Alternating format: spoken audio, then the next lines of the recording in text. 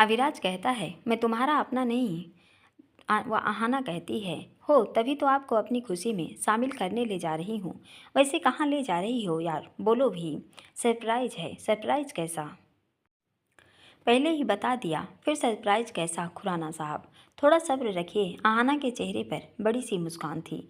Baby सबर ही तो नहीं होता। आप ऐसे तो ना थे बेसबे। तुम्हारा साथ कुछ दिन और रहा तो ये भी करने लगूंगा। मैं विराज खुराना हूँ, सबसे जुदा। एक आंख ऊपर चढ़ा, बाहों का इशारा कर वह बोला, जुदा होने में क्या मज़ा? मज़ा तो तब है जब किसी के रंग में या तो रंग जाओ या किसी को अपने रंग में रंग दो। फिर देखिए, दो रंगों के मिलन कितना खूबसूरत रंग निकल कर आता है। आहाना ने हल्के अंदाज में कहा, जिसे सुनकर अभिराज थोड़ा गंभीर मुद्रा में आ गया। काले पर ना कोई रंग चढ़ता है, न वो अपना रंग बदलता है। दूसरे रंगों को अपनों में मिलाकर बदरंग कर उसका अस्तित्व खत्म कर अपने में समा लेता है। मैं भी वही काला रंग हूँ, मुझे ऐसे ही रहना पसंद है। मुझे अपने जैसे बनाने की कोशिश करोगी तो तुम अपना अस्तित्व खो दोगी। अचानक उसका चेहरा गंभीर हो गया तो आहाना गाड़ी एक साइड रोक देती है। मुझे काला रंग ही पसंद है, एकदम प्योर। कभी खुद को नहीं बदलता, जैसा है हमेशा वैसा ही रहता है। मुझे भी आप ऐसे ही पसंद है, नहीं चाहती कि आप बदलो। सच्चाई का यह चेहरा लाख दर्जा अच्छा है। चमक दमक ले उन झूठे चेहरों से जो सामने कुछ और पीठ पीछे कुछ और होते हैं। वे बाहर से दिखते लुभावने हैं, पर वे कभी न मिटने वाले दाग दे जाते हैं। मेरा अस्तित्व आपकी वजह से ही है। उस दिन आप ट्रेन में मुझे रुद्र प्रताप से न बचाते तो मैं शायद मैं होती ही नहीं। आप जैसे भी हैं बिल्कुल परफेक्ट हैं। आप तो मेरे आइडल हैं। मैं तो हमेशा आपके जैसे बनने की कोशिश करती हूँ। बटरिंग कह रही हो? नहीं तो कहकर उसने गाड़ी स्टार्ट कर दी। सच बोल रही हूँ। वह सामने देखने लगी। बातें करते करते ही थोड़ी देर में ही वे लोग घर पहुंच भी गए। आहाना ने गाड़ी रोकी तो अविराज हैरान था। आहाना, ये कहाँ ले आई हो? हम तो किसी होटल में जाने वाले थे, किसने कहा? तो फिर सरप्राइज होटल में नहीं है यह। वह गाड़ी गैरेज में खड़ी करती है। दोनों गाड़ी से उतर आए। अविराज अभी भी आश्चर्य में था। वह चल रही थी पर वह भी उसके पीछे ही आ गया। उसने की से लॉक खोला। अविराज खामोश था, सिर्फ देख रहा था। सरप्राइज मेरा घर। दरवाज़ा खोलकर मुस्कुराती वह बोली, तुम्हारा? तुमने कब लिया? अविराज का मुंह आश्चर्य से खुला था। ले लिया। अब ये बताइए कैसा लगा? वह आंखें मटकाती बोली, बहुत बहुत अच्छा है। इसी वजह से तुम आज इतनी खुश हो। हाँ, मैं बहुत खुश हूँ। वह उसके पास आई, उसके दोनों बाजू पकड़ ली। जब मैं मुंबई आई थी मुझे नहीं पता था मैं कहाँ जाऊँगी, क्या करूँगी। कुछ दिन वान्या वैभव के पास रही, उसके बाद हिमानी मैडम ने आसरा दिया। मेरे नसीब में मुझे वहाँ भी टिकने नहीं दिया। भूमि उस घर में मुझे हर पल एहसास दिलाता कि वो मालिक है और मैं नौकर। नौकर और मालिक के रिश्ते से मुझे नफरत हो गई थी। छोटे मालिक भी मेरे मालिक थे। उन्होंने मुझे धोखा दिया और भूमि के लिए मैं अपनी नफरत उगलने का खिलौना। वह हर समय मुझे कंट्रोल करने की कोशिश करता। हंसू खाऊं, बाहर जाऊं, किससे दोस्ती करूं, सब कुछ मेरा गुनाह। बस इतना था कि मैं एक लड़की थी, मेरा अपना घर नहीं था, इसलिए वहाँ पनाह ले रखी थी। जिसके पास छत न हो वही उसकी कीमत जान सकता है। दो आंखों की कीमत अंधा, रोटी की कीमत भूख और चार दीवारी की कीमत फुटपाथ पर सोने वाले से पूछो तो वही बेहतर बता सकते हैं। इसलिए आज मैं बहुत खुश हूँ।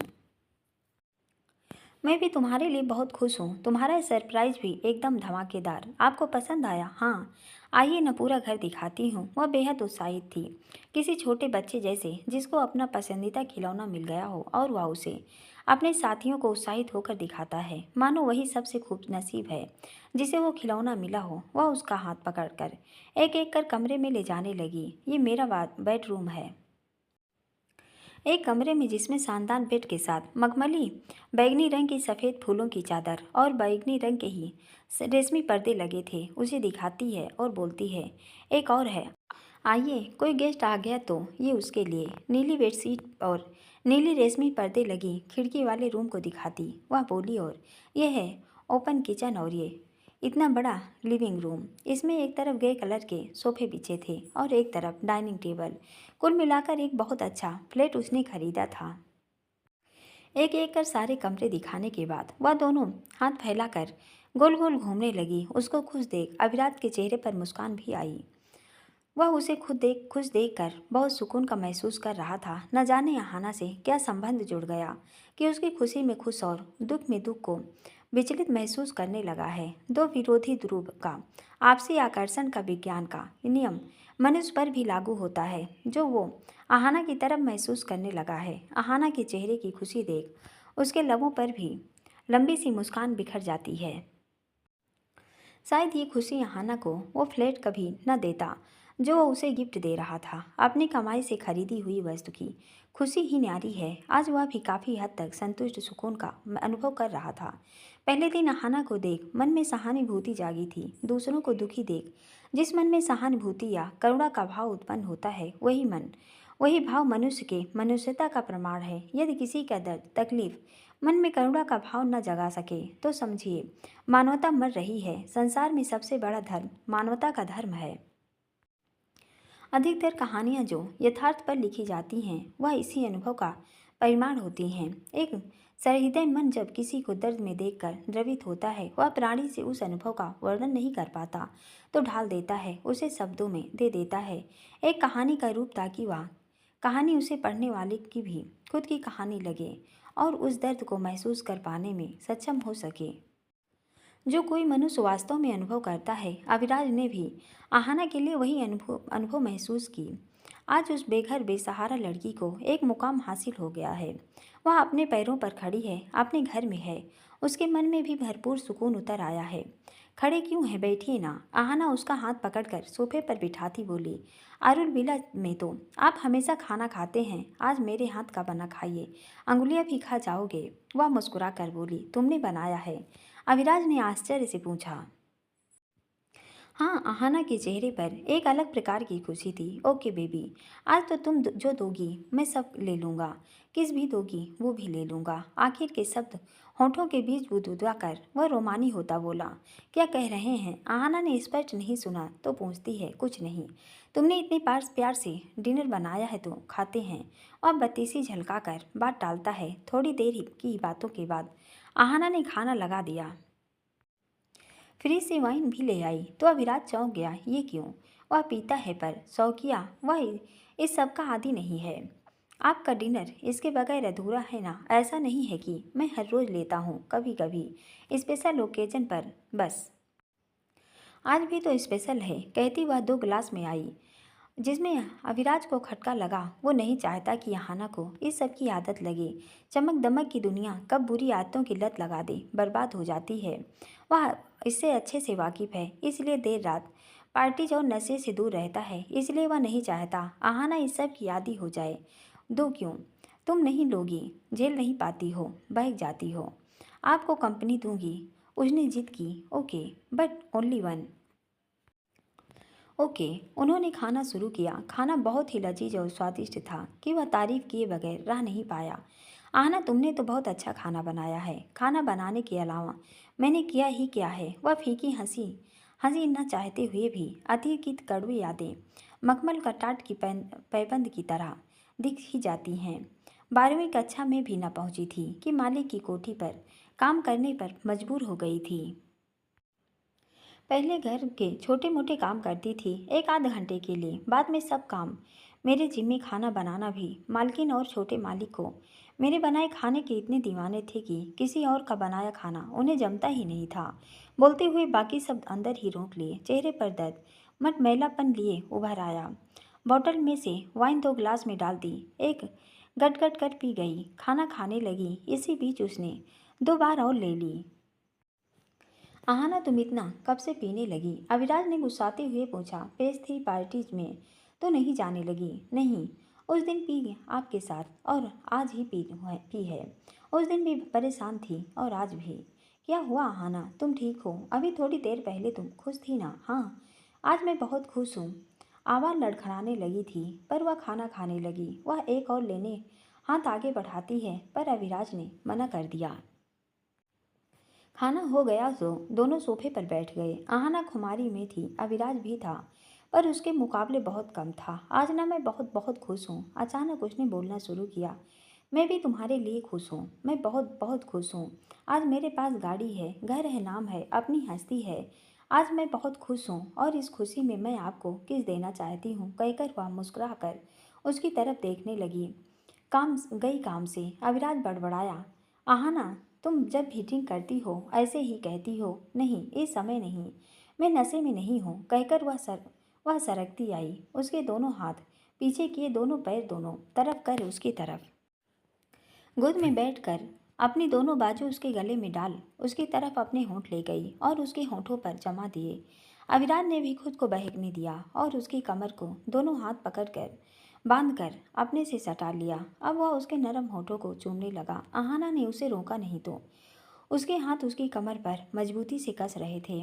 मुझे आपकी बात मंजूर है। कौन सी? अविराज उसे चूमना छोड़ उससे देखने लगा। Live in relationship? क्या? अविराज के चेहरे पर हैरानी फैल गई। हाँ, अभी तुम नशे में हो, कल इस पर बात करेंगे। उसके हाँ कहते ही वह समझ गया था वह वाइन का असर उस पर हो रहा है। अब वह पहले वाली गलती करना नहीं चाहता कि उस बाद में उसे पछतावा हो। नहीं, आज से ही मुझे मंजूर है, कहकर वह उसके बालों में दोनों तरफ से हाथ ले जाकर अपने पास खींचती है तो अविराज भी मन में आ रहे अच्छे बुरे तर्कों को परे धकेलता बेसब्र हो उसे चूमने लगता है बालों पर, गर्दन पर। अचानक आहाना की आंखों से निकले आंसू की बूंद चेहरे पर गिरी तो रुक गया। उसके चेहरे की तरफ देखा, वो रो रही थी। आहाना, क्या हुआ? तुम रो रही हो? नहीं, बात क्या है वो बताओ। कुछ नहीं, आप रुक क्यों गए? अब हम लिविंग में हैं, हम ये कर सकते हैं। असल बात क्या है वो बताओ। अभिराज ने उसके कांधे पकड़कर उसे झकझोरा तो वह उसे कसकर आलिंगन कर फूट फूट कर रोने लगी। क्या हुआ? भूमिक मिला था? नहीं तो फिर कुछ नहीं, बोलो। उसने आवाज़ तेज की। मैंने वंशिका के पसंद के कपड़े खुद ले लिए, जैसे उसने मेरी पसंद को मुझसे छीनना चाहा। एक अजीब सी दर्द भरी हंसी उसके सुर्ख लबों पर खेलने लगी, जिसमें अथाह दर्द भरा हुआ था। जिंदगी का ऐसा विरोधाभास कहीं देखने नहीं मिलता, जब इंसान का दर्द हंसी के रूप में परिवर्तित हो। बेहद करुणा भरी यह हंसी सुनने वाले के कान जला दे, दिल जलाकर भस्म करने की ताकत रखती है ये करुण हंसी। कौन? वंशिका? वंशिका और छोटे मालिक मुंबई में हैं। क्या वही जो तुम्हारा एक्स? हाँ। उसकी आंखों से आंसू टपक पड़े। तुम मिली उससे? हाँ। तुमने उससे बात की? पूछा उससे कि उसने यह सब क्यों किया? नहीं। क्यों? अभिराज ने झल्लाहट से पूछा। वंशिका साथ में थी, वो उसके साथ खुश है, उसका हाथ थामे घूम रहे थे। ना भी साथ में होती तब भी बात न करती। आहाना मर चुकी है, मैं सिर्फ एना हूँ, मैसूर मॉडल एना। वो जिंदगी में आगे बढ़ गए तो मुझे भी आगे बढ़ना है। शादी तो आप करेंगे नहीं, मुझे भी नहीं करनी, तो हम लिव इन में ही रह लेते हैं। मैं भी कब तक अकेले रहूँगी? तुम अभी अपने एक्स को भूली नहीं हो? भूल गई हूँ, इतना झूठ बोल रही हो। हाँ, भूली नहीं हूँ, पर अब प्यार भी नहीं रहा। बस एक कसक है, दिल टूटने की कसक, जो टीस बनकर उठती है। दर्द होता है जो बेवफाई के कारण मिला है, रह रहकर मुझे तकलीफ पहुंचाता है। दर्द है इसलिए तुम्हारा उससे मिलना भी बहुत ज़रूरी है। एक बार उससे बात करनी पड़ेगी, तभी तुम नॉर्मल हो पाओगी। नहीं, मैं उनसे कभी नहीं मिलूंगी। आपने हमेशा मेरी मदद की है, आप ही मेरे दोस्त, पार्टनर, सब कुछ हो। छोटे मालिक और वंशिका से मैं नफरत करती हूँ। आप रुक क्यों गए? वह उसके दोनों गालों को दोनों हाथों से पकड़ती है, फिर दोनों हाथ उसकी कमर में बांध लेती है और मुंह उसके सीने में छुपा लेती है। अविराज भी पूरे मन से उसे आलिंगन में भर लेता है। आहाना भी अब खुमारी में आने लगी, उसके शर्ट के बटन खोलने लगी तो वह उसका हाथ पकड़ लेता है। नहीं, उसने उसे रोका। क्यों? तुम नशे में हो। एक बार गिल्ट से बाहर नहीं निकला, फिर से वही सब नहीं। हम सुबह इस बारे में बात करते हैं। लिव इन में रहने की भी कुछ शर्तें होती हैं जो नशे में नहीं हो सकती। ओके बेबी, अभी मुझे जाना है तो अब तुम सो जाओ। वह उसे वैसे ही गोद में उठाए अंदर बेडरूम में ले आया। आज यहीं सो जाइए। वह बेड से उतर ही नहीं रही थी। मेरा सोने का टाइम भी फिक्स है और जगह भी, मुझे दूसरी जगह नींद नहीं आती। सोने को कौन बोल रहा है? वह हंस दी। बेबी तुम पिया मत करो, चढ़ जाती है तो बहकने लगती हो, पर आज मैं नहीं बहकूंगा, कहकर वह उसे गोद से नीचे उतार देता है, पर वह उसका हाथ पकड़ लेती है। नशा कुछ अधिक हावी होने लगा था। जा रहे हैं, मुझे अकेला अच्छा नहीं लगता। वह उसका हाथ नहीं छोड़ रही थी, बल्कि जोर लगा खींच लिया। अविराज मजबूत बेशक हो, उसके यूं खींचने से लड़खड़ा गया। बेड में हिया गिरा तो वह खिलखिला उठी।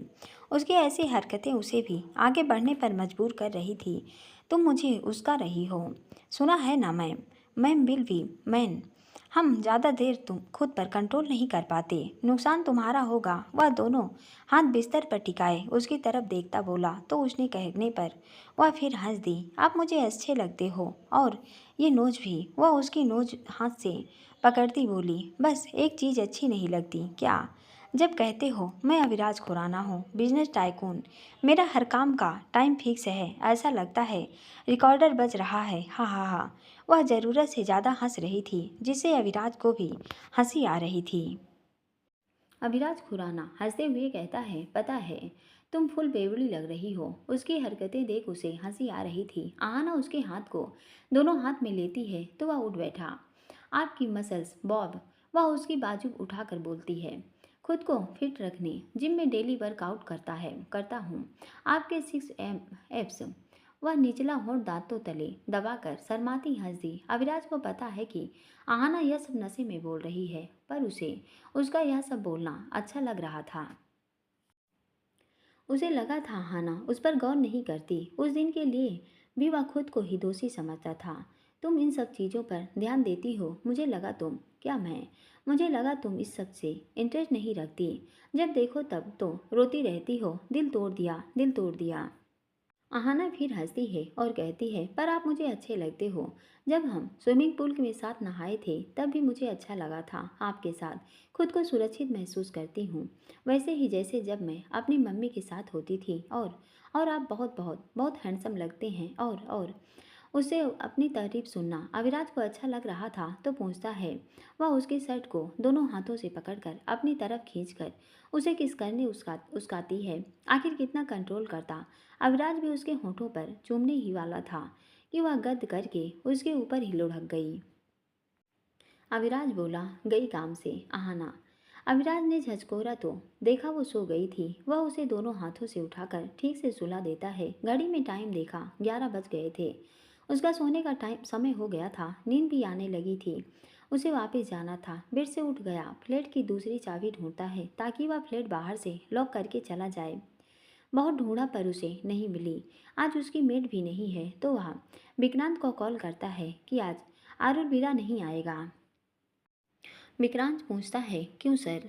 आकर बताऊंगा। एक पल को विक्रांत को यकीन नहीं हुआ, पर आजकल अविराज खुराना ऐसे बहुत से काम कर रहा है जो पहले नहीं करता था। तो उसके होठों पर मुस्कान आ गई। अविराज फोन रखकर आहाना की तरफ देखता है। बेबी, आज अविराज खुराना ने अपने ये रोल भी ब्रेक कर दिया। तुम न जाने मुझसे क्या क्या करवाओगी। उसके होठों पर मुस्कान थी। वह उसके पास आया, माथे पर चूम लिया। आज आहाना बहुत खुश थी और दुखी भी। उसे खुश देख वह खुश था, पर जिसने उसे दुख दिया, दुख की वजह मुंबई में है। अब तो उसको आहाना के सामने आना पड़ेगा, बताना पड़ेगा उसे कि उसने आहाना के साथ ऐसा क्यों किया। आहाना के दुख के लिए जितना दोषी रुद्र प्रताप और भूमिक है, उससे कहीं ज़्यादा उसका वो एक्स है। एक बार मुझे मिल जाए तो वो मारूंगा उसको जो उस डायरेक्टर को मारी थी। अभी रुद्र प्रताप को भी ढूंढना है, उसे भी उसकी सजा दूंगा। भूमिक को तो आहाना से माफ़ी मांगने मजबूर होना पड़ेगा। अविराज सोच ही रहा था कि आहाना ने करवट बदली तो उसका ध्यान टूटा। अब वह भी वहीं पर लेट गया। कुछ देर तो यूं ही करवट बदलता रहा, फिर उसे भी नींद आ गई। आदत से मजबूर अविराज यहाँ भी सुबह जल्दी उठ गया। देखा आहाना अभी तक सो रही थी। उसका जिम का समय हो गया था। आहाना नहीं उठी तो वह उठकर वहीं बाहर ही हल्का फुल्का वर्कआउट करने लगा। वह खत्म हो गया, पर आहाना अभी भी मज़े से खर्राटे भर रही थी। न जाने कैसे लोग होते हैं, इतनी देर तक बिस्तर नहीं छोड़ते। इस स्वप्न सुंदरी के उठने का इंतजार करता रहा तो ऑफिस के लिए भी लेट हो जाएगा। आखिर हार कर उसके कानों के पास आकर फुसफुसाया, गुड मॉर्निंग स्वीटी। उसकी आवाज़ पर उठना तो दूर, अहाना ने करवट तक नहीं बदली। बेबी, उसने पुकारा, फिर भी नहीं उठी तो हल्का सा झचकोरा आहाना, तो उसने आंखें खोल दी। सामने अभिराज को देखा तो जैसे बिजली के नंगे तार को छू लिया। तुरंत ही उठ बैठी। आप यहीं यहीं सो गए थे? वह घबरा कर पूछती है। हाँ, और क्या करता, तुमने जाने ही नहीं दिया। मैंने उसने थूक हलक के अंदर गटका। हाँ तुमने, मैंने सच में ऐसा कहा। वह आंखें गोल गोल करती बोली। हाँ, और फिर वह खुद को देखती हुई बोली, और क्या हुआ? मुझे कुछ याद नहीं। उसके माथे पर पसीने की बूंदें झलकती देखी तो अविराज के बंद होठों की रेखा तनिक लंबी हो गई। समझ गया, वो घबरा गई है। नशे में आहाना, और ये आहाना बिल्कुल अलग। और बहुत कुछ हुआ। उसके होठों पर शरारती हंसी तैरती देख आहाना का दिल डूब उतर रहा था। क्या तुम मेरी गोद में आ गई? फिर मुझे किस करने लगी? मैंने खुद किया, वह थूक गटकती पूछती है। हाँ, फिर मैंने भी तुम्हें किस किया, और उसके बाद तुम मेरी शर्ट की बटन खोलने लगी। अब बस। आहाना दोनों कान पर हाथ रखती है। आप ऐसे कैसे कर सकते हैं? मैं नशे में थी तो मुझे रोकना था। मुझे कुछ याद क्यों नहीं आ रहा है? आहाना बुरी तरह घबरा गई थी। बेबी, तुम मुझे खुद उकसा रही थी तो मैं क्या करता? क्या आपने सचमुच? आहाना ने कातर नज़रों से देखा। हाँ, अविराज भी उसे सताने के मूड में था, पर मुझे उस दिन के जैसे बॉडी में वैसा कुछ भी नहीं महसूस हो रहा था है। न कुछ याद आ रहा है। मेरे कपड़े भी ठीक हैं। आप झूठ कह रहे हैं। आपने कुछ नहीं किया है ना? आहाना अब रुआसी हो गई तो अविराज हंसने लगा। हाँ, तुम नशे में थी, पर मैं नहीं। एक बार की गलती का बोझ अभी तक है। मैं मैं भी तुम्हारी उस बेड वाली लिस्ट में नहीं आना चाहता था। उस दिन तुम नाराज़ होकर बिना बताए चली गई थी। मैं कितना परेशान हो गया था। कितनी मशक्क़त करनी पड़ी है तुम्हें मुंबई वापस लाने में। मुंबई वापस लाने मतलब तुम न मिलती तो, और अब फिर से नाराज हो जाती तो। इतना बड़ा रिस्क नहीं उठा सकता। उसके कहने से आहाना ने राहत की सांस ली। अब उसके चेहरे पर मुस्कान आ गई। मतलब कुछ नहीं हुआ। रात में नहीं हुआ तो अब कुछ कर सकते थे, पर अब मुझे लेट हो रहा है, इसलिए ये सब पेंडिंग रहा। वह उसे कमर से पकड़कर अपने करीब करता हुआ बोला। आप इतने रूल्स में क्यों बंधे रहते हो? खुद को आज़ाद क्यों नहीं छोड़ देते? उसके ऐसे कहने से वह उसे छोड़ देता है? नहीं कर सकता। क्यों? सूरज कभी अपना उगने का समय और दिशा बदलता है, या अपनी मर्जी से उगता है? नहीं। पेड़ फल देना छोड़ सकते हैं, या खुद अपने फलों को खा सकते हैं? नहीं। नदियाँ पानी देना छोड़ सकती हैं, या अपनी मर्जी से कहीं भी रास्ता बदल कर बहने लगती हैं? या चांद तारे आकाश में चमकना छोड़ सकते हैं? जब से तुम सब अनुशासित है तो हम क्यों नहीं हो सकते? नेचर हमें बहुत कुछ सिखाती है। कुछ चीज़ें मैंने भी सीखी है। खुद को कुछ रूल्स में बांध रखा है। फिट रखने की वर्कआउट, ऑफिस का फिक्स टाइम, बिजनेस के रूल्स को जो किसी के लिए नहीं बदलते, सोने का टाइम एक्स्ट्रा। वह गंभीरता से बोला। How boring. Excuse me baby, ये बोरिंग रूल्स फॉलो करने वाला पर्सन तुम्हें बहुत अच्छा लगता है? किसने कहा? तुम खुद कह रही थी। अच्छा, हाँ, और क्या कहा मैंने? ये भी कहा कि तुम लिविंग में रहना चाहती हो। ये भी कहा मैंने। हाँ, अगर तुम लिविंग में रहना चाहती हो तो मेरी कुछ शर्तें हैं। कैसी शर्तें? वैसे मैं आज तक कभी किसी गर्लफ्रेंड को आरुल विला नहीं ले गया, पर तुम्हारी बात अलग है। तुम्हारे साथ सीरियस वाला लिविंग करूँगा। तुम्हें मेरे साथ आरुल विला में रहना होगा। अगर वहाँ नहीं आई तो मैं रोज़ तुम्हारे पास नहीं रह पाऊँगा। वीक में 2 या 3 डेज ही आऊँगा। दोपहर में मैं बिजी होता हूँ। No distance. साथ ही पर्सनल स्पेस भी चाहिए। शॉपिंग कराने, मूवी दिखाने, ये सब नहीं करूँगा। जब तक लिविंग में रहेंगे हम किसी और से दोस्ती नहीं कर सकते। और भी बहुत कुछ है जो बाद में डिस्कस करेंगे। अभी मुझे निकलना है। और आइंदा तुम ड्रिंक नहीं करोगी, मेरे अलावा तो किसी के साथ नहीं। क्यों? पीकर तुम बहकने लगती हो। उसने सहमत में बस गर्दन हिलाई। ओके बेबी, अब मैं निकलता हूँ, टेक केयर, कहकर वह चला गया। अविराज तो चला गया। आहाना सोच में है। क्या उसने सचमुच अविराज से लिविंग में रहने की बात की? उसने तो ऐसा कुछ सोचा ही नहीं था, फिर क्यों बोला? ऐसे ज़रूरत पर टिके रिश्ते के लिए वो कैसे रजामंद हो सकती है? क्या वाकई में ऐसा मन में चाहती है? उसे किसी की ज़रूरत है? नहीं, मैं अकेले खुश हूँ। लिविंग में तो नहीं रहूँगी, पर मैं खुराना साहब के लिए आकर्षण क्यों महसूस करती हूँ? वे कभी ज़बरदस्ती करने की कोशिश नहीं करते, वरना मैं खुद को रुद्र प्रताप से, भूमि से, उस डायरेक्टर से बचा सकती हूँ तो उनसे भी बचा लेती। क्या मैं उन्हें पसंद करती हूँ? अगर हाँ तो ऐसे बेनाम रिश्ता मुझे गंवारा होगा। जब प्यार के नाम पर लोग धोखा देते हैं तो लिविंग में तो साफ बस निकलने का बढ़िया रास्ता है। न कोई वादा, ना जिम्मेदारी। नहीं, मैं ऐसे बहुत ठीक हूँ। एक बार लिव इन में रहने के बाद खुराना साहब मेरे दोस्त भी नहीं रह जाएंगे। सबसे अच्छा रिश्ता दोस्ती का ही है, जो कि खुराना साहब के साथ है। बस अपनी सोच में मगन अहाना को डोरबेल ने चौंकाया। बाहर आ गई। मेड थी। नमस्ते मेम साहब। शांता बाई अपनी बत्तीसी झलकाते अंदर बढ़ती बोली। आते ही वह किचन में चली गई और खुद वह वाशरूम में नहाकर टावल लपेटे ही बाहर आ गई और कबर्ड से कपड़े ढूंढे। आज कहीं बाहर जाने का प्रोग्राम शेड्यूल नहीं था। जीन्स और टॉप निकाले, थोड़ी देर में ही वह उन्हें पहनकर रेडी थी। शांताबाई ने उसका नाश्ता लगाया। नाश्ता करके जाने लगी, तभी मेड ने रोक लिया। मेम साहब, हाँ, ये सामान मंदिर में दे के आना था। आप जा रही हो, फिर भूल जाओगी। उसने याद दिलाया तो याद आया कि कल जो छोटा सा पूजा हवन रखा था, पंडित जी ने कुछ सामग्री मंदिर में चढ़ाने और इच्छा अनुसार मंदिर में कुछ दान करने को कहा था। रुक गई।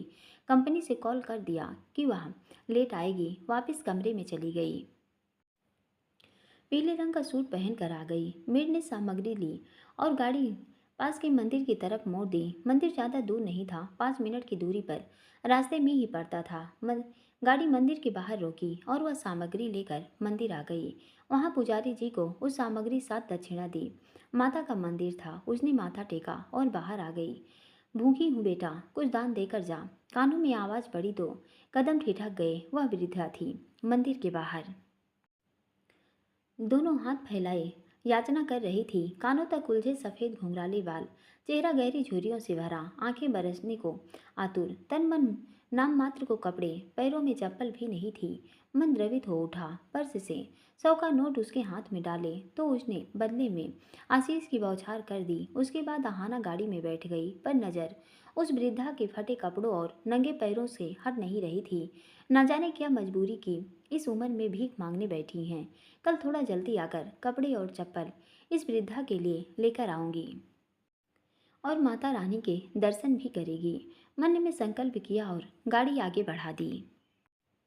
कंपनी पहुंची तो जाते ही मैनेजर ने बुला लिया। जी सर। क्यों बुलाया है? उसने पूछा। एक नई कंपनी की तरफ से कॉन्ट्रैक्ट का ऑफर आया है तो साइन कर लो, मैनेजर ने बताया। जी सर, कागज़ भिजवा दो। कॉन्ट्रैक्ट साइन से पहले उनकी शर्त है। कैसी शर्त?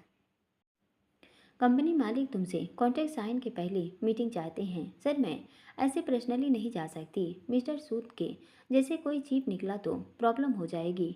इतना मना इसलिए मना कर दो। दोपहर लंच के समय जा सकती हो। जाने में कोई हर्ज नहीं। बाकी हमारे 2 बाउंसर साथ रहते हैं, कोई प्रॉब्लम नहीं होगी। नहीं, मैं नहीं जाऊंगी। एक मोटी रकम कॉन्ट्रैक्ट साइन करने के बदले वे देना चाहते हैं। नहीं। ओके मिस्टर प्रांजल, वर्धमान को मना कर दूं? क्या नाम कहा? नाम सुनकर आहाना चौंक गई। प्रांजल वर्धमान, मैनेजर बोला। कौन सी कंपनी है? Vardhman textile mill. कंपनी पहले रॉ मटेरियल तैयार करके छोटे लेबर पर यह काम करती थी। पिछले 2 सालों से कंपनी ने काफ़ी ग्रो किया है। पहले लेबर पर पैर फैलाए शुरू किए हैं। अब कंपनी अपना हेड ऑफिस मुंबई में ही खोलना चाहती है। वीके जैसे कई अन्य छोटी मोटी गारमेंट्स कंपनियों का अधिग्रहण कर अपने में विलय कर एक बड़ी कंपनी के रूप में खुद को स्थापित करना चाहती है। कंपनी का फ्यूचर भी काफ़ी ब्राइट लग रहा है। हेड ऑफिस की ओपनिंग पर उन्होंने एक ग्रैंड पार्टी रखी जिसमें अभी मशहूर बिजनेस पर्सनैलिटी और फेमस लोग शामिल हुए। कुल मिलाकर बात यह है कि अगर तुम कंपनी से जुड़ती हो, फ़ायदा तुम्हारा ही है। कंपनी अलग अलग शहरों में अपने बड़े शोरूम खोलने की योजना पर कार्य कर रही है। इस समय उन्हें प्रमोशन की सख्त ज़रूरत है। इसी कड़ी में कंपनी को एक अच्छी सी मॉडल की आवश्यकता है जो उनका प्रमोशन कर सके। तुमसे बड़ी आजकल कोई मॉडल नहीं, इसलिए वे तुम्हें लेना चाहते हैं। उनके स्पेशल रिकमेंडेशन भी तुम्हारे लिए ही हैं। कॉन्ट्रैक्ट मनी भी तुम्हारे अकॉर्डिंग डिसाइड होगी। कंपनी हेड कौन है? वासुदेव वर्धमान या उनके बेटे प्रांजल वर्धमान? मन में उठ रही अतीत की कड़वी यादों के जाले जो मन में बेचैनी भर रहे थे, उनको साफ कर वह बोली, अभी सीनियर वर्तमान हैं, जल्द ही उनके साहबजादे सारी जिम्मेदारी ले लेंगे। ऑफर आने के बाद हम भी पूरी इंक्वायरी करते हैं। कंपनी का बैकग्राउंड क्या है, आगे फ्यूचर कैसा रहने वाला है। हमारी तरफ से ओके है। तुम अपने फैसले पर दोबारा से रिव्यू कर सकती हो, मना कर दीजिए। आहना ने एक गहरी सांस ली। मन में डर है, घबराहट है। क्या छोटे मालिक के सामने आने पर वह अपनी भावनाओं पर नियंत्रण रख पाएगी? ओके, अगर यहाँ नहीं जाना चाहती तो शाम को एक डांडिया नाइट है, बहुत सी फिल्मी हस्तियाँ उसके शिरकत करने वाली हैं। वहाँ जाने की तैयारी कर लो। सभी बड़े डायरेक्टर और एक्ट्रेस भी आएंगे। इनविटेशन हमारी कंपनी को भी मिला है। तो जेसी के साथ एक दो मॉडल जा रही हैं, तुम भी वहाँ चली जाओ। क्या पता किसी की नज़र तुम पर पड़ जाए और तुम्हें कोई बड़ा ब्रेक मिल जाए। जाना जरूरी है क्या सर? आहाना बेमन से पूछती है, क्योंकि उसका जाने का मन नहीं था। जरूरी ही समझ लो। दरअसल वह डांडिया पार्टी कोई आम पार्टी नहीं है। डायरेक्टर अजय राज मालिक अपनी फिल्म का प्रमोशन कर रहे हैं। उसके लिए सभी सेलिब्रिटीज़ को इस डांडिया नाइट के लिए बुलाया गया है, जिसका एक वीडियो फिल्म शूट भी होगा, जिसे वे अपनी नई फिल्म के गाने में डालेंगे। शाहरुख खान की मूवी देखी थी, ओम शांति ओम? जी, उसमें सॉन्ग याद होगा, आज जमी पर उतरे कितने सितारे हैं, उसी टाइप का कुछ होगा। प्रॉपर में वे में अच्छे से तैयार होकर चले जाना। ड्रेस कोड लागू होगा जो सबको फॉलो करना है। मैनेजर ने उसे जाने की जिद की तो वह सहमत हो गई। जिस पब्लिक लाइफ में वह आ गई है वहाँ अपनी मर्जी के नाम का शब्द यूज नहीं होता। मन हो ना हो उसे जाना पड़ेगा। शाम के समय वह जल्दी ही घर आ गई। डांडिया के लिए स्पेशल गुजराती स्टाइल लहंगा चोली उसके लिए भेज दी गई थी। खोलकर देखा, बेहद खूबसूरत थी। पीले और लाल रंग के कंस्टाल में था। लाल रंग की चोली जिस पर गुजराती स्टाइल के शीशे और मन के काम हो रखा था, उसी की मैचिंग लहंगा था और हरे रंग की चुन्नी थी। बीच में मांग बनाकर टीका और गले और कानों में मैचिंग की ज्वेलरी पहन ली। हाथों पर मैचिंग की चूड़ियाँ। एक बेहद खूबसूरत अंदाज में तैयार होकर वह बला की खूबसूरत लग रही थी। डांडिया स्टिक उठाई, फ्लेट बनकर थोड़ी ही दूर पर घर से निकली। उस जगह पहुंच गई जहां डांडिया नाइट का आयोजन रखा गया था। बड़े से मैदान में डांडिया नाइट चल रही थी। गेट पर ही मीडिया और कैमरों का जमावड़ा तो था ही। वहां आने वाला हर शख्स एक सेलिब्रिटी था। उसको एक फिल्म शूट के तौर पर ही मनाया जा रहा था, ताकि यह सब नेचुरल ही लगे। जैसे ही आहाना ने एंट्री ली, वैसे कैमरे के फोकस उसकी तरफ मुड़ गए। दिलकश और स्टाइलिश अंदाज में दोनों स्टिक को जोड़े पोज देने के बाद वह अंदर चली गई। सभी लोग डांडिया की मस्ती में झूमे थे। ऊंचे सुर में बज रहे डांडिया गीतों पर लोग झूम रहे थे। औरतें गोल घेरा बनाकर डांस कर रही थी। वह फिलहाल डांस के मूड में नहीं थी तो एक जगह बैठ गई। अपने साथी मॉडल्स को ढूंढने नज़र इधर उधर दौड़ाई पर वह अभी नहीं कहीं नज़र नहीं आ रही थी। इसी बीच किसी के हाथ का स्पर्श उसके कंधों पर पाकर चौंक गई। वह सामान्य स्पर्श नहीं था, एक अपनेपन की गर्माहट थी, जैसे वह इसे पहचानती है। नज़र उठाकर देखा, आंखों में हैरानी के साथ भावुकता बरसात के मौसम की नमी सी उमड़ आई। कुर्सी से खड़ी हुई। आप? मुश्किल से शब्द मुंह से निकले। हिमानी मैम थी, जिन्हें सामने देखकर वो भावुक होने पर खुद को रोक न पा रही थी। कैसी हो? सौम्यता की मूरत हिमानी जी हमेशा अपनी शुभचिंतक लगी। अभी भी अपार खुशी थी। मैं ठीक हूँ मैम, आप कैसे हो? हल्की मुस्कान उसके होठों पर थी, जो आंखों की नमी छुपाने में नाकामयाब, पर उसने कोशिश भी नहीं की छिपाने की। मैं अच्छी हूँ, कांग्रेस। सुना है बहुत बड़ी मॉडल हो गई हो। थैंक्स मैम, सब आप लोगों की वजह से ही संभव हुआ है। आपकी और अर्चित जी की वजह से। कृतज्ञता का भाव आंखों और चेहरे पर था। मैं तुम्हारे लिए बहुत खुश हूँ। हम तुम्हारे लिए कुछ नहीं कर पाए। हाँ, इच्छा थी जो पूरी नहीं हुई, पर तुमने यह सब अपनी मेहनत से हासिल कर लिया है। वह मुस्कुराई तो उनके चेहरे पर खुशी, आवाज़ में मिठास, हल्की सी नमी, आंखों में लिए हमेशा की तरह अपनत्व का भाव लिए थी। बड़े शहर में रहने वाले तंग दिल होते हैं, ऐसा अक्सर सुनने को मिलता है। पर तंग दिल होने का छोटे शहर या बड़े शहर से कोई नाता नहीं। यह सबका अपना स्वभाव है। Thank you ma'am. आप नहीं मानती, पर इस सब के लिए आपका भी बराबर योगदान है, तो आपको भी मेरी तरफ से थैंक यू। बोलो न, मैं कुछ नहीं कर पाई। यह सब तुम्हारी अपनी मेहनत का नतीजा है, जिसका क्रेडिट भी तुम्हें ही जाता है। मुंबई में रहती हो, कभी दोबारा मिलने नहीं आई। वह ऐसा सवाल पूछ रही थी जिसका उत्तर उन्हें भी नहीं पता है कि यह सब उनके बेटे की कारस्तानी है। हिम्मत ही नहीं हुई। भूमिक इसकी वजह है। उसके चेहरे के भाव बिल्कुल स्थिर थे। मैम जो भी समझ लो। धीमे से आहाना बोली, मैंने भी अपने घर ले लिया है। आपको बुलाना चाहती थी, पर कहकर वह चुप हो गई। बधाई हो। होठों के बीच रेखा गालों पर खिंच गई। धन्यवाद। अर्ची जी कहाँ हैं आजकल? वह तो अधिकतर बाहर ही रहता है, कम ही यहाँ आता है। कल ही फोन पर तुम्हारे बारे में भी पूछ रहा था। जाने के बाद तुमने कभी उससे बात ही नहीं की। वे शिकायती लहजे में बोली। जब वापस आएंगे तो बताना, मैं उनसे ज़रूर बात करूँगी। अपना फ्लैट भी दिखाऊँगी। हाँ क्यों नहीं। वह दोनों बैठे बातें कर रहे थे कि तभी और लोग आ गए और उनको भी ज़बरदस्ती उठाकर डांडा के लिए ले गए। हिमानी जी ने तो बस थोड़ी देर फॉर्मालिटी के लिए ही डांस किया, पर आहाना ने पूरी मस्ती से डांस किया। उसे भी अब सब कुछ बहुत अच्छा लग रहा था। अब सभी एक्टर्स सभी बड़े लोग आ चुके थे। डायरेक्टर साहब चाह रहे थे कि वह अभी फिल्म के लिए एक वीडियो शूट करें। तभी एक्ट्रेस को भी एक साथ इंडिया डांडिया डांस करने के लिए कहा गया। वह भी इसमें शामिल हो गई। डांस करते नज़र में वो देखा कि डांडिया खेलते हाथ थम गए। जब मस्ती के सॉन्ग पर डांडिया नाचते उसके सामने भूमिका आ गया। सामने जैसे भूत देख लिया। दिल धक करके रह गया। चेहरे पर राख सी सफ़ेदी फैल गई। अब उससे एक कदम भी नहीं उठ रहा था। भूमिक तो डांडिया खेलता भीड़ में गुम हो गया, पर अब उसका मन नहीं था। पर उसे भी ज़बरदस्ती डांस करना पड़ रहा था।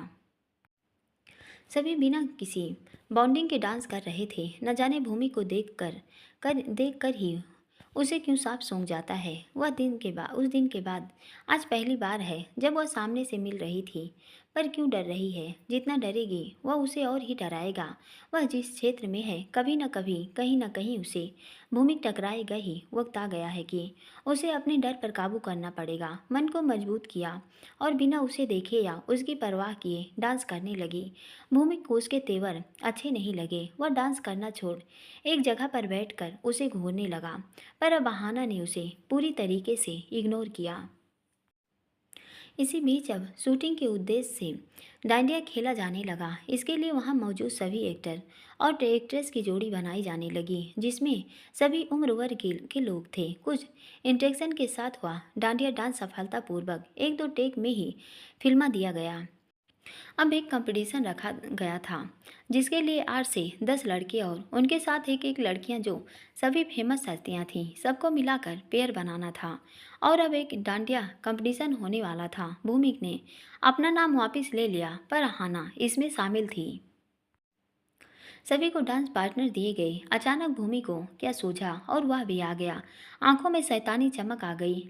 लगातार गाना बजेगा। जो सबसे अंत तक बिना रिसत बिगाड़े टिका रहेगा वही विजयी माना जाएगा। भूमि के साथ एक नई हीरोइन थी और आहाना के साथ भी एक नया हीरो था। सभी कपल्स बीच में 30 की उम्र के बीच के थे। इसमें बहुत एनर्जी की आवश्यकता थी। नौजवान जोड़ों को लेने का उद्देश्य भी यही था। प्रतियोगिता के रूल सबको समझा दिए गए और अब कंपटीशन शुरू हो गया। यह सब लाइव शूट किया जा रहा था। गाना शुरू हुआ और जोड़े डांडिया और पैरों की ताल साथ मिलाने की कोशिश करने लगे। ढोल बाजे। रामलीला मूवी के इस गाने से सॉन्ग सिलसिला शुरू हुआ। सभी प्रतियोगिता पूरी एनर्जी के साथ अंत तक टिके रहने के दृढ़ इरादे के साथ डांस पर झूमने लगे। धीरे धीरे जोड़े कम होने लगे। अब यह संख्या महज 5 रह गई। एक और जोड़े के रुकने के साथ संख्या 4 ही रह गई। जिनमें भूमिका और आहाना भी थे। आहाना अब डर नहीं रही थी, बल्कि चाह रही थी कि वह अंत तक टिके रहे। वह भूमि को हरा देना चाहती थी, पर उसका पार्टनर अब थकने लगा था। वह आंखों के इशारे से उसे न रुकने को कह रही थी, क्योंकि उसमें खुद न जाने कहाँ से इतनी एनर्जी आ गई थी कि पैर बिल्कुल हल्के महसूस हो रहे थे। धीरे धीरे करके दो जोड़ियां भी बाहर हो गई। अब दो जोड़ियां बची थी, एक भूमिका और एक आहाना। कोई भी रुकने को तैयार नहीं था। भूमिक ने नज़र अपनी पार्टनर पर डाली तो वह थक चुकी थी और किसी भी पल या तो डांडिया के डंडे को तोड़ देती या थक कर रुक जाएगी। उसे अपनी हार वो भी आहाना से मंजूर नहीं। जब लगा उसकी पार्टनर के पैर थमने वाले हैं, उसने उसे धक्का देकर आहाना के ऊपर गिरा दिया। इसी बीच आहाना के पैर में पैर भी अड़ा दिया ताकि वह संभव ही ना कर पाए। उसकी यह चाल कामयाब हुई। आहाना लड़खड़ा कर नीचे गिर गई। यह इतनी जल्दी में हुआ कि उसके संभलने की कोशिश बेकार रही। उसका घुटना भी छिल गया। सब उसे घेरे खड़े हो गए। उसने बताना चाहा कि यह भूमिक ने किया, पर सब देख कर भी जैसे आंखें बंद कर लेते हैं। भूमि के होठों पर सातिर मुस्कान और आंखों में शैतानी चमक थी। एक मामूली मॉडल होकर मुझे हराने की ड्रीम देख रही थी। मन में बड़बड़ाकर हिकारत भरी नज़र उस पर डाली और चला गया। आहाना को उसके पार्टनर के हाथ देकर उठाया। वह धीरे धीरे चलती वॉशरूम की तरफ बढ़ गई। घुटने छीलने की वजह से खून रिसने लगा था। बैग से हैंकी निकालकर उसे साफ किया ताकि वह कपड़ों को खराब न कर सके। थोड़ी देर हुई कि बाहर आने लगी। तभी लगा किसी ने उसकी चुन्नी पकड़ ली। पीछे मुड़कर देखा, भूमिक था। चेहरे पर वही भयानकता जो उसकी असलियत है। आंखों में खूंखारपना था, किसी भेड़िए सा जो अपने शिकार को चीट-फाड़ करने को आदाम। यह शक्ल उसे अंदर तक हिला कर रख देती है, क्योंकि उसकी आंखें किसी पिशाच सी भावहीन लगती हैं। वह उसे घूरता देख बेहद डर गई, तो जान हलक में अटक गई। भय अपने आप ही आंखों में उतर आया। क्या करने की कोशिश कर रही थी बाहर? उसके पूछते ही उसका खून जम का सफ़ेद पड़ गया। कुछ कुछ नहीं। मुश्किल से बाहर आने वाले शब्द ने रास्ता बनाया। एक मामूली मॉडल होकर भूमि कारवंशी को हराने का सपना मन में बुन रही थी। वह गुर्राया, वह तो कंपटीशन था। तो तूने क्या सोचा मुझे हरा सकती है? नहीं। अभिराज खुराना को अपने जाल में फंसाने में कामयाब हुई। क्या हुई? तो आसमान में उड़ने लग गई। याद रख, तू सिर्फ एक मामूली मॉडल है और मैं नेक्स्ट सुपरस्टार। तेरी हैसियत किसी फिल्म के किसी आइटम सॉन्ग से ज़्यादा नहीं, जो सिर्फ तड़के का काम कर सकता है। लेकिन मेरी हैसियत सुपरस्टार की है, जिसके नाम पर फिल्म चलती है। आइंदा अगर मुझसे मुकाबला करने की कोशिश की तो वो सज़ा दूंगा कि हमेशा याद रखोगी। उसने उसे चेताया, नहीं करूँगी। टालने की कोशिश में आहाना बोली और बाहर जाने लगी। रुक। वह बोला तो वह रुक गई। परमिशन ली मुझसे कि जाऊं कि नहीं? नहीं, मैंने कहा कि जाओ। नहीं, मैंने तुझे क्या कहा था कि अविराज खुराना से दूर रहना? नहीं मानी न तू। उसके ये कहते ही आहाना को कपकपी छूटने लगी और अब वहाँ खड़ा रहना मुश्किल होने लगा। वह चलता आया और उसके ठीक सामने खड़ा हो गया। आहाना ने उसकी तरफ से मुंह फेर लिया तो उसने एक हाथ से उसके गाल को सख्ती से पकड़ लिया। मेरी शिकायत की तूने अविराज खुराना से? नहीं, वह मुश्किल से बोली। वो ऐसे ही मुझे धमकाने आया था। मैंने नहीं बोला, मुझे नहीं पता। तुझे क्या लगता है कि अविराज खुराना मुझे धमकी देगा और मैं डर जाऊंगा? ऐसा सोचती है तू? मैंने कुछ कुछ नहीं किया। मैंने तुझे कहा था कि अविराज खुराना से दूर रहना। वो मेरे दोस्त हैं। तू उससे दोस्ती नहीं रखेगी, पर क्यों? मैं क्यों आपकी बात मानूं? उसका ये बोलना भूमि को गंवारा नहीं लगा। गालों से हटाकर हाथ गर्दन में पकड़ ली। तुझे क्या कहा था कि उससे दूर रहना? समझ नहीं आता तुझे? मैं तुझ पर नज़र रखूंगा। अगर तूने उससे मिलने की कोशिश की तो अच्छा नहीं होगा। और ये मेरी लास्ट वार्निंग है। उसके बाद वार्निंग नहीं दूंगा, सीधा एक्शन लूंगा। बोलते हुए उसका चेहरा राख सा सफ़ेद और आंखें जलता अंगार हो रही थी। भूमि यहाँ क्या कर रहे हो? हिमानी जी की आवाज़ थी। उनकी आवाज़ से जहाँ भूमि को चौंकाया, आहाना की राहत की सांस लौट आई। भूमि की नज़र हिमानी जी पर पड़ी तो हक्का बक्का था। चेहरे पर जैसे स्याही फिर गई। पंजे की पकड़ हल्की कर गर्दन छोड़ दी। कुछ जवाब सूझ नहीं रहा था। उसके हाथ पीछे हटाते ही आहाना ने अपना गला सहलाकर खुद को शांत करने की कोशिश की। क्या कर रहे थे तुम यहाँ? हिमानी जी की क्रोध भरी नजरें भूमिक पर जमी थी, जो जवाब देने की हालत में बिल्कुल नहीं था। त्वरित कोई बहाना भी नहीं सूझ रहा था जिससे आहाना पर कोई इल्जाम लगा दे, खुद बच जाए। वॉशरूम भी नहीं जा सकता क्या? उसके लिए भी इजाज़त लेनी पड़ेगी। वॉशरूम आए थे तो आहाना को क्यों धमका रहे हो? उनके पूछे सवाल का कोई जवाब नहीं सूझा।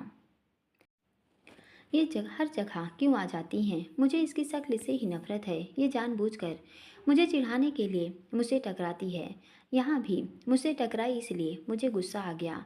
उसने सफ़ेद झूठ बोला तो अहाना उसे हैरानी से देखने लगी। हिमानी जी की तरफ देखकर ना मैं गर्दन हिलाई। नहीं मैम, ये सच नहीं।